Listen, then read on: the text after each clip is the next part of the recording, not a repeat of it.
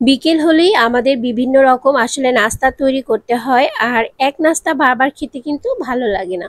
তাই আজকে মজাদার একটা নাস্তা আপনাদের সাথে শেয়ার করছি, আশা করছি খুব বেশি ভালো লাগবে। বড়রা এবং ছোটরা সবাই অনেক বেশি পছন্দ করবে। আজকে আমি তৈরি করে দেখাবো চিকেন স্টিক চিপস, যেটা তৈরি করা একদম সহজ আর খেতে হবে দারুণ।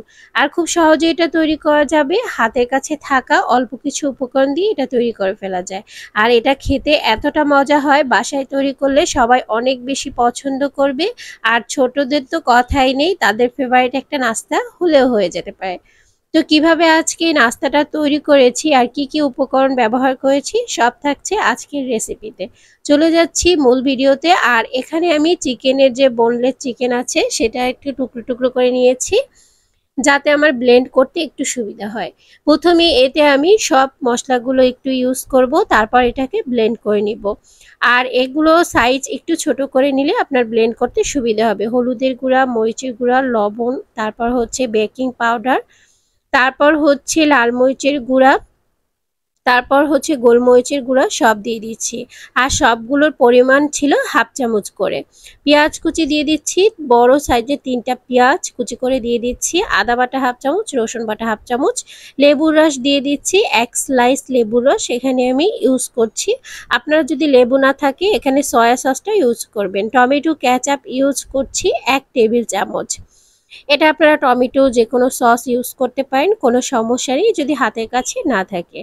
এখন আমি এখানে দিয়ে দিব কর্নফ্লাওয়ার। আর কর্নফ্লাওয়ার আমি 2 টেবিল চামচ এখানে নিয়ে নিয়েছি।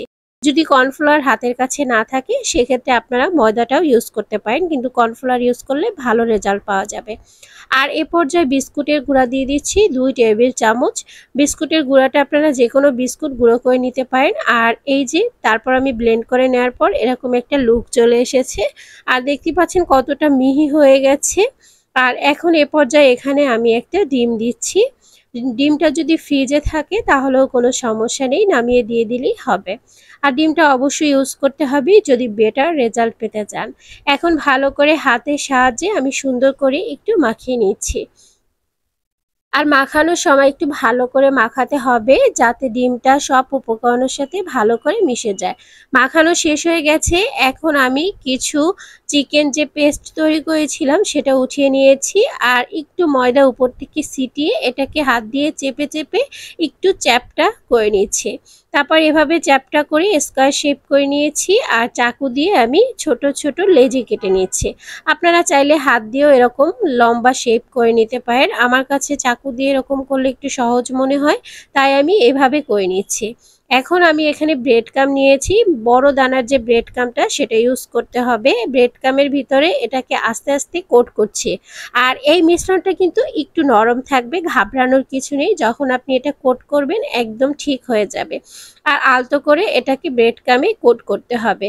ব্রেড কামে কোট করে এটাকে 20 মিনিট বা 10 মিনিটের জন্য একটু রেস্টে রেখে দিতে পারেন, যাতে কোট করা ব্রেড কাম এটার সাথে খুব ভালোভাবে থেকে যায়, যাতে তেলের ভিতর ছেড়ে দিলে এটা না পড়ে যায় ব্রেড কামগুলো।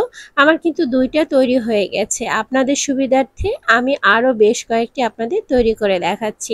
ভিডিওটা যদিও বা বড় হয়ে যাবে, কিন্তু যারা প্রথম তৈরি করবে তাদের মনে অনেক প্রশ্ন থাকতে পারে, তাই আমি একটু সবগুলো দেখিয়ে দিচ্ছি। এই যে দেখুন, খুব সহজে কিন্তু এটা হয়ে যাচ্ছে। একটা লেজি কেটে স্টিক যেহেতু চিপস, তো একটু লম্বাটে করতে হবে। আর একটু চিকন ভাব নিয়ে আসলে এটা খেতে দারুণ লাগে আর খুব ক্রিস্পি আর ক্রাঞ্চি হয়ে থাকে। 3টা তৈরি হয়ে গেছে। এক এক করে সবগুলো একই প্রসেস ফলো করে আমি তৈরি করে নিয়েছি। আপনারা বাসায় এভাবে তৈরি করে নেবেন, তাহলে কিন্তু খুবই সুন্দর হবে খেতে। আর এটা বানানো তো অনেক সহজ, আপনারা দেখে অবশ্যই বুঝতে পারছেন। সবগুলো একইভাবে তৈরি করে নিয়েছি। এখন ভেজে নেওয়ার পালা। ভেজে নেওয়ার জন্য এখানে তেলটা আমি গরম করে নিয়েছি মিডিয়ামের থেকে একটু হাই লেভেলে। তো এখন আমি এগুলো দিয়ে দিচ্ছি। আর কিছুক্ষণ ওয়েট করার পর দেখবেন এটা তেলের উপরে একদম ভেসে উঠেছে। আর এটা ভাজার সময় চুলার আঁচটা এখন মিডিয়াম করে দিচ্ছি। এখন আমি একটু উল্টে দিচ্ছি। আমার তেলে যেহেতু আগে আমি পিঠা ভেজেছিলাম তাই একটু উপর থেকে ফেনা চলে এসেছে। তো আপনারা মসৃণ তেলে দিবেন, তাহলে এটা একদম সুন্দর হবে। আর দেখতেই পাচ্ছেন আমি রেস্টে রেখে দেওয়ার কারণে একটাও কিন্তু ব্রেড ক্রাম্ব খুলে যায়নি, সব ব্রেড ক্রাম্বগুলো সুন্দরভাবে ফোল্ড হয়ে আছে। আর এগুলো কতটা ফুলেছে দেখুন, ফুলে একদম স্টিকগুলো গোল হয়ে গেছে, ভিতরে অনেকটা ফুলকো হবে। আমি আপনাদের ভেজে নেওয়ার পর অবশ্যই একটু চিড়ে দেখাবো। এখন ভাজা হয়ে গেছে, কড়া লাল করে ভেজে নিচ্ছি। আপনারা চাইলে আরও গাঢ় করে ভেজে নিতে পারেন, কিন্তু প্রয়োজন নেই, এরকম ভেজে নিলে এটা খেতে দারুণ লাগে। ভাজা হয়ে গেছে, আমি এখন তুলে নিচ্ছি। স্টিকগুলো কতটা চিকেন ছিল, একদম মোটা হয়ে গেছে। আর এই যে আমি পরিবেশন করে নিয়েছি, আর আপনাদের সুবিধার্থে একটু ভেঙে দেখাচ্ছি।